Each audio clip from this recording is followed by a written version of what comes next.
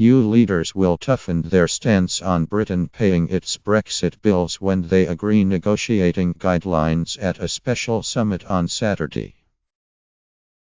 EU diplomats have agreed unanimously.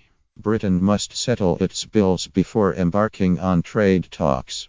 The position has been set out by EU leaders from the German Chancellor, Angela Merkel, to the EU's chief negotiator, Michel Barnier. But this will be the toughest statement yet from all 27 countries. Member states are maximalist on the budget issue, because if Britain doesn't pay, other member states will have to pay, an EU diplomat said. Another senior diplomat said he had never seen net payers and recipients working so closely with each other in a wry allusion to the perennial tensions between countries pay most into the EU budget and those that receive the biggest grants.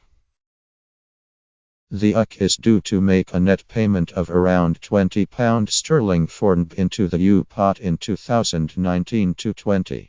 In line with a promise David Cameron made in 2012 when he negotiated the EU's 7-year budget.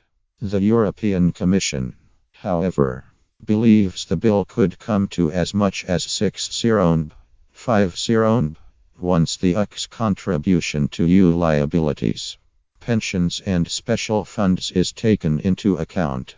Barnier's team will not present a bill on day one of the talks, but instead hopes to bind Britain to a set of principles on paying its dues, an approach broadly backed by Germany.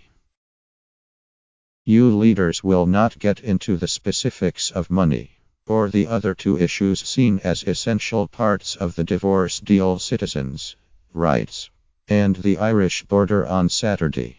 They will focus discussions on what counts as sufficient progress for talks to start on trade. If they agree the UK has made progress on the divorce by the autumn, talks on a trade deal could start from early 2018.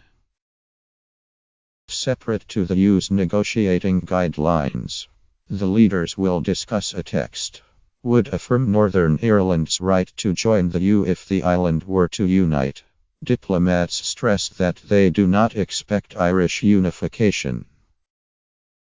In a letter to EU leaders ahead of the summit, the President of the European Council, Donald Tusk, reiterated that the bloc would stick to its timetable.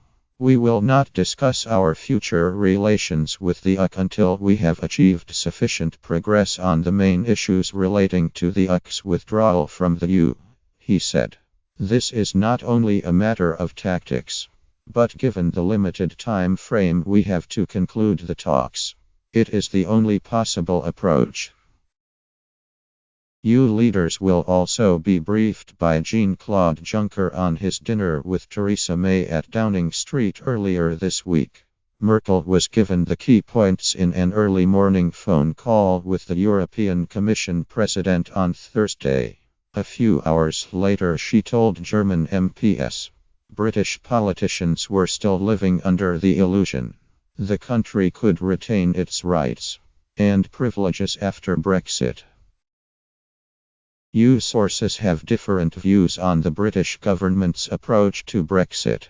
Some detect a new tone coming from London, with one senior diplomat talking of much more realism on the negative consequences of no deal. Others think London has not engaged with reality.